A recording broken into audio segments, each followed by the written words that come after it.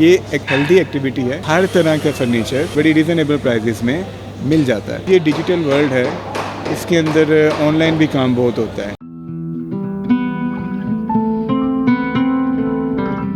Actually मेरा तो ये फर्स्ट टाइम नहीं है, मैं तो पहले भी आती ही रही हूँ ना, तो मुझे यूँ लगता है कि एक ही जगह पे अगर देखिए यहाँ पे डिफरेंट सिटी से लोग आए होंगे ना, तो हम अगर बायर एज अ बायर मैं देखूँ कि मैं बहुत सी शहरों में नहीं जा सकती, अगर एक प्लेटफॉर्म पे मुझे उन शहरों की चीज़ें मिल रही हैं और रिजनेबल प्राइस में मिल रही हैं, तो मेरे लिए तो ये बहुत बड़ा फ़ायदा है ना।